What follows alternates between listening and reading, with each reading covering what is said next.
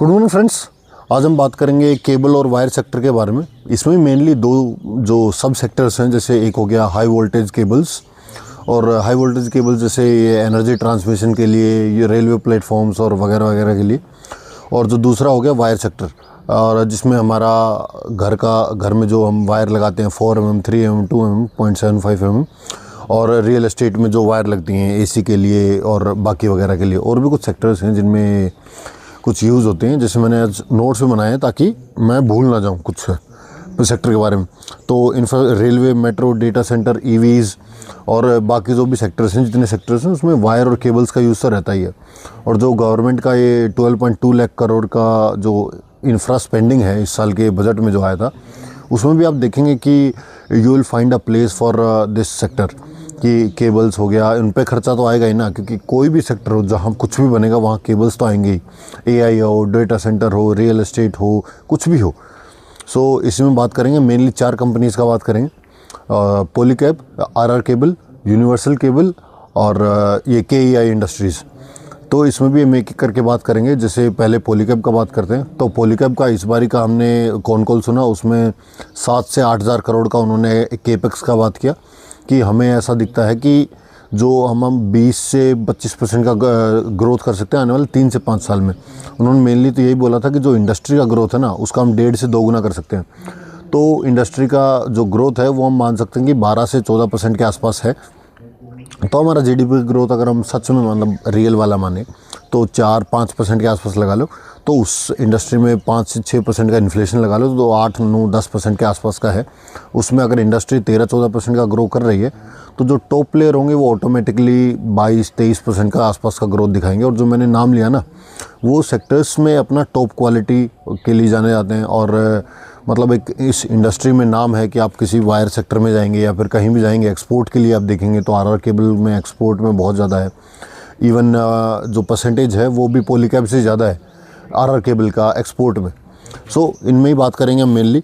सो सबसे पहले हम बात करते हैं इसका केईआई इंडस्ट्रीज़ का, जो सानंद का जो आ रहा है पूरा मैन्युफैक्चरिंग प्लांट। तो उसमें बोला है कि केईआर ने कि हमें कभी डिमांड का दिक्कत नहीं रहता है, हमें सप्लाई में ही दिक्कत रहता है, क्योंकि हम इनफ सप्लाई नहीं ला पा रहे हैं। तो जो हमारा सानंद का प्लांट है, तो इसके बाद हमारा वो प्रॉब्लम सोल्व हो जाएगा and we will grow by 20-25% का इन्होंने जो गाइडेंस दिया है।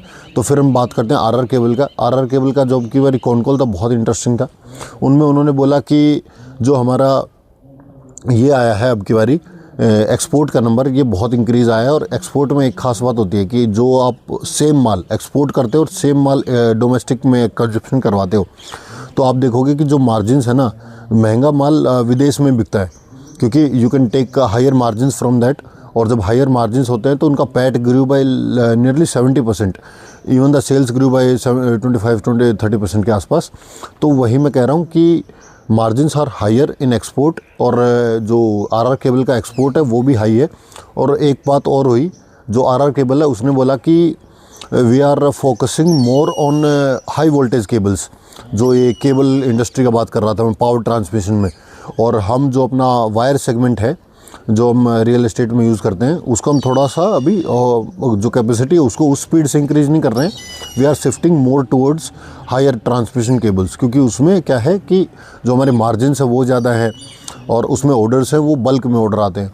सो उनका भी वो बोल रहे हैं कि हम भी उसको अपना जो टोटल परसेंटेज ऑफ रेवेन्यू है उसमें इंक्रीज़ करेंगे। और सेम यूनिवर्सल केबल ने बोला है, यूनिवर्सल केबल इज सेइंग हम जो अल्ट्रा हाई वोल्टेज है ना ट्रांसमिशन में, उसकी तरफ ज़्यादा फोकस कर रहे हैं, क्योंकि उसमें हमें लगता है कि हमारा थोड़ा सा एज है और उसमें जो हमारा क्वालिटी है वो अनबीटेबल है और हम उसमें जाना चाहते हैं। सो एक तो ये हो गया। दूसरा, हाँ, तो फिर हम बात करते हैं जो सेक्टर्स की। इस सेक्टर का सबसे खास बात ये है कि इसमें जो है ना कॉस्ट को पास ऑन कर दिया जाता है। जैसे अगर कॉपर का मेटल अभी पिछले 3-4 महीनों में देखें तो 30-40% बढ़ गया, लेकिन फिर भी कंपनीज़ का वॉल्यूम में दिक्कत नहीं आया। अगर हम ऐसा किसी और इंडस्ट्री के साथ कंपेयर करें कि कोई कंपनी पोहा बनाती है और उसका जो रॉ मटेरियल है वो बहुत बढ़ जाए तो पोहा बहुत महंगा हो जाएगा और लोग उसको कम खरीदना शुरू कर देंगे। बट इस इंडस्ट्री के साथ वैसा नहीं है।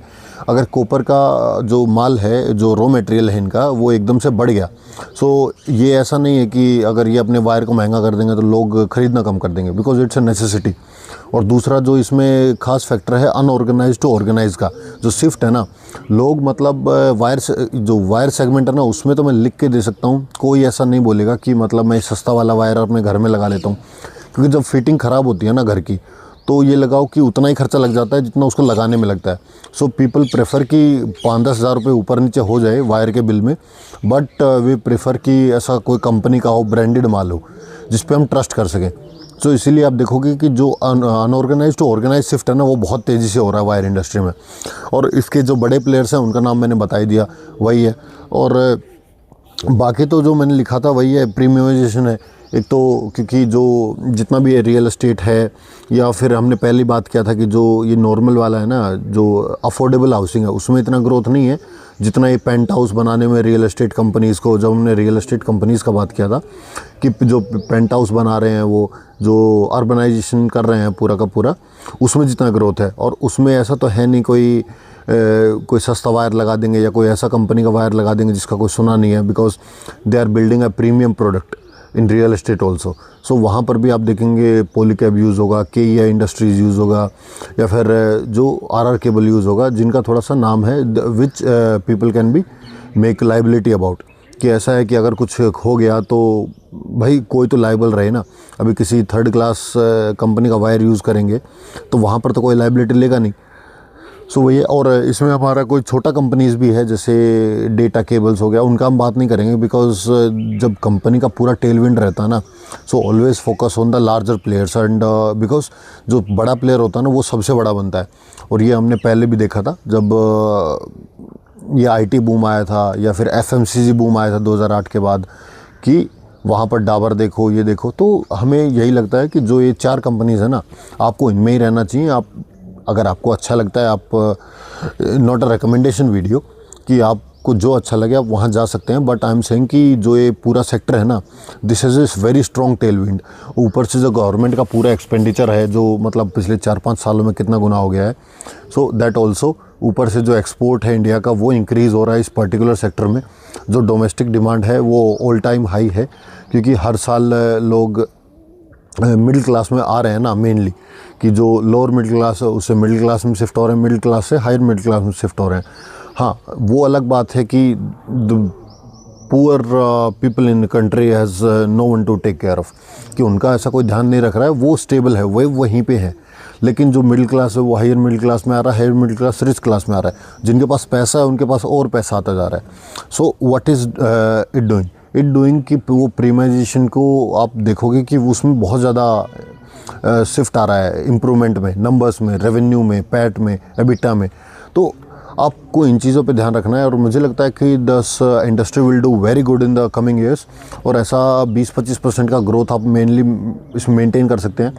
और जो अब की बार पॉलीकैब का हमने पिछली बार बात किया था, कि जो पॉलीकैब है उसने अपना जो रॉ मटेरियल का कॉस्ट है उसने उसको पूरा पास ऑन नहीं किया था, जिससे मार्केट में एंड कंज्यूमर के पास क्या हुआ कि एंड कंज्यूमर के पास पॉलीकैब का प्रोडक्ट है वो सस्ता पहुंचा, और जो बाकी RR केबल है उनके कंपैरिजन में सस्ता हो गया। So they grew their volume by 40%, which is like a very huge number, कि 1 लाख करोड़ का कंपनी के ऊपर और 40% से वॉल्यूम को ग्रोथ करना is like a very tremendous job. और इसके बाद आपने देखा होगा the stock also went by 10%, 12% in the few days. तो यही है, and this is all about the sector. और मुझे लगता है कि you should have a company which is related to this sector. Of course not a recommendation, but it's all common sense कि अगर कुछ भी आएगा, AI आएगा, डेटा सेंटर आएगा, रोबोट आएगा, तो वायर तो यूज़ होगा ही। So that's it, thank you guys.